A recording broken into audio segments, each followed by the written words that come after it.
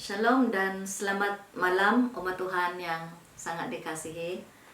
Kita bersyukur karena sekali lagi dapat kita beribadah dan belajar daripada firman Tuhan bersama keluarga kita masing-masing dalam rumah kita. Ya, kita bertemu pada malam ini. Sekali lagi saya ingin membawa kita belajar daripada firman Tuhan daripada buku Perjanjian Lama. Yaitu sama seperti pada Ahad yang lepas, kita juga belajar daripada 1 Samuel pasal 3 tentang Samuel dan Imam Eli dalam mendengar suara Allah. Dan tema firman Tuhan yang saya bawa pada malam ini pada kita, keluarga yang hidup dalam kebenaran Tuhan, yaitu daripada 2 Petrus pasal 2 ayat 5 hingga 11. Pada malam ini saya membawa kita belajar tentang 2 keluarga, yaitu keluarga Nuh dan keluarga Lot. Kisah mereka ini untuk menekankan betapa pentingnya kita mendengar dan mengenal suara Allah daripada firman-Nya, agar kita dapat berwaspada dan tidak mudah terpengaruh dengan suara-suara penyesatan yang juga bersaing untuk mendapat perhatian kita dan menambat hati kita. Kisah hidup keluarga-keluarga ini sama dengan keadaan yang kita hadapi pada hari ini. Mereka hidup di dalam suasana di mana persekitaran mereka ada bermacam-macam fahaman yang bersaing untuk mengubah arah tuju mereka. Dan Rasul Petrus dalam suratnya telah mengambilkan mereka menjadi contoh bagi kita. Mari kita membaca daripada 2 Petrus pasal 2 ayat 5 hingga 11. Ayat 5, dan jikalau Allah tidak menyayangkan dunia purba, tetapi hanya menyelamatkan Nuh, pemberita kebenaran itu, dengan 7 orang lain, ketika ia mendatangkan air bah atas dunia orang-orang yang fasik. Dan jikalau Allah membinasakan kota Sodom dan Gomora dengan api, dan dengan demikian memusnahkannya dan menjadikannya suatu peringatan untuk mereka yang hidup fasik di masa-masa kemudian, tetapi ia menyelamatkan Lot, orang yang benar, yang terus-menerus menderita oleh cara hidup orang-orang yang tak mengenal hukum dan yang hanya mengikuti hawa nafsu mereka saja.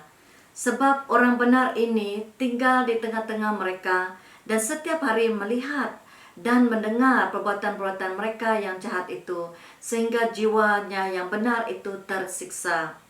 Maka nyata bahwa Tuhan tahu menyelamatkan orang-orang saleh dari pencobaan dan tahu menyimpan orang-orang jahat untuk disiksa pada hari penghakiman. Terutama mereka yang menuruti hawa nafsunya karena ingin mencemarkan diri dan yang menghina pemerintahan Allah. Mereka begitu berani dan angkuh sehingga tidak segan-segan menghujat kemuliaan. Padahal malaikat-malaikat sendiri yang sekalipun lebih kuat dan lebih berkuasa daripada mereka tidak memakai kata-kata hujat kalau malaikat-malaikat menuntut hukuman atas mereka di hadapan Allah. Marilah kita melihat secara ringkas tentang kisah hidup Nabi Nuh. Saya menggalakkan setiap keluarga mengambil masa membaca bersama-sama kisah Nabi Nuh sepenuhnya daripada buku Kejadian pasal 6 hingga pasal 9, ya. Nabi Nuh seorang yang benar, hidup tidak bercela dan hidup bergaul dengan Allah. Kita boleh baca daripada Kejadian pasal 6 ayat 9 mengatakan, inilah riwayat Nuh.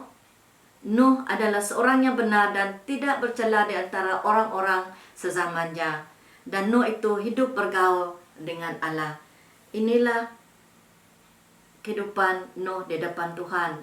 Dan Allah telah memutuskan untuk mengakhiri hidup segala makhluk, sebab bumi telah penuh dengan kekerasan oleh mereka pada zaman Nuh. Dan Allah menyuruh Nabi Nuh untuk membuat bahtera. Nabi Nuh dan istrinya dan semua anak-anaknya telah taat kepada Allah dan membina bahtera itu mengikut petunjuk Allah. Nabi Nuh serta istri dan semua anak-anaknya telah selamat serta binatang yang telah masuk bersama ke dalam bahtera. Nabi Nuh taat kepada sabda atau suara Tuhan walaupun dia diejek oleh orang di sekeliling mereka. Dan kita melihat kepada kehidupan Lot yang disebut oleh Rasul Petrus juga. Buku Kejadian pasal 18 dan 19 adalah peristiwa keluarga Lot yang dirujuk di sini. Saya juga galakkan kita dalam keluarga kita masing-masing, sila ambil waktu untuk membaca pasal 18 dan 19 dalam buku Kejadian untuk mengenal, mengetahui lebih lanjut lagi kisah kehidupan Lot ini.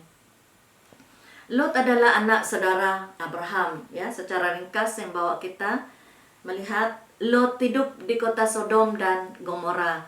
Malaikat datang untuk memusnahkan Sodom dan Gomora yang telah sangat berat dosanya. Ini disebut dalam Kejadian 18 ayat 20. Malaikat telah memberitahu Lot untuk membawa istri dan anak menantunya keluar dari kota Sodom dan Gomora karena benar itu akan dimusnahkan.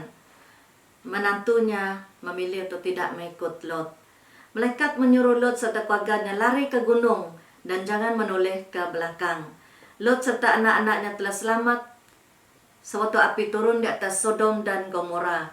Istri Lot telah menoleh ke belakang dan menjadi tiang karam. Lot mendengar firman Tuhan dan taat. Walaupun nikmat dan keseronokan di Sodom dan Gomora sukar untuk dilepaskan, tetapi istri Lot dinodai dan tidak taat. Buku Lukas mengingatkan kita akan hal itu, yaitu ingatlah akan istri Lot, disebut dalam Lukas 17:32 untuk menjadi contoh bagi kita. Mungkin kita pada hari ini berpikir kita tidak dapat hidup taat dan benar di depan Allah seperti Nabi Nuh dan Lot. Tapi kita puji Tuhan karena kita hari ini dibenarkan bukan oleh kebenaran kita sendiri, perbuatan baik kita dan sebagainya, tetapi karena iman, percaya kita kepada Tuhan Yesus Kristus. Pengorbanan Yesus Kristus telah menjadi jalan perdamaian bagi kita dengan Allah. Dia disebutkan, disentuh di dalam Roma pasal 3 ayat 23-25 yang saya akan baca. Karena semua orang telah berbuat dosa dan telah kehilangan kemuliaan Allah, dan oleh kasih karunia telah dibenarkan dengan cuma-cuma karena penebusan dalam Kristus Yesus. Dan ayat 25, Kristus Yesus telah ditentukan Allah menjadi pendamaian karena iman dalam darahnya. Jadi sini kita diingatkan, diberitahu bahwa kita diselamatkan bukan oleh perbuatan baik kita, tetapi oleh karena kasih karunia Allah, penebusan dalam Yesus Kristus dengan cuma-cuma. Dan dalam Roma pasal 5 ayat 1 dan 9, sebab itu kita yang dibenarkan karena iman, kita hidup dalam damai sejahtera dengan Allah oleh karena Tuhan kita Yesus Kristus. Lebih-lebih karena kita sekarang telah dibenarkan oleh darahnya, kita pasti akan diselamatkan dari murka Allah. Inilah kasih karunia Allah bagi kita. Kita diselamatkan untuk perbuatan baik dan bukan perbuatan baik kita yang menyelamatkan kita, tapi iman pada Tuhan Yesus Kristus. Ini ditulis dalam Efesus pasal 2 ayat 10. Ini sangat penting kita fahami. Kita perlu doakan agar seluruh ahli keluarga kita beriman kepada Tuhan Yesus Juru Selamat kita, agar semua kita berada dalam bahtera yang menyelamatkan kita sekarang, yaitu Tuhan Yesus Kristus, seperti keluarga Nabi Nuh dan Lot. Apa yang dapat kita pelajari daripada petikan daripada surat Rasul Petrus ini adalah dia mengingatkan orang percaya supaya terus teguh hidup dalam kebenaran dan untuk berwaspada agar tidak kita dipengaruhi dengan ajaran-ajaran palsu yang ada dan berluasa di sekeliling kita, dan untuk berpegang kepada kebenaran firman Tuhan, dan kita harus hidup suci dan jauhi segala yang jahat. Dan Rasul Petrus juga mengingatkan orang percaya bahwa Allah mampu menyelamatkan orang percaya serta keluarga mereka yang hidup dalam kebenaran Allah. Orang percaya ini tidak dipengaruhi oleh keadaan Islam mereka, walaupun mereka menderita oleh kerana iman mereka. Rasul Petrus menyebut Nuh dan Lot sebagai contoh bagi kita. Dan sebagai penutup perkongsian kita pada malam ini, mari kita berpegang teguh akan iman kita dalam juru selamat kita Tuhan Yesus Kristus, dan jangan mudah dipengaruhi oleh kehidupan orang-orang jahat yang menghujat Allah. Ingat bahwa Allah menyelamatkan orang-orang yang taat dan hidup benar dan bergaul dengan Allah.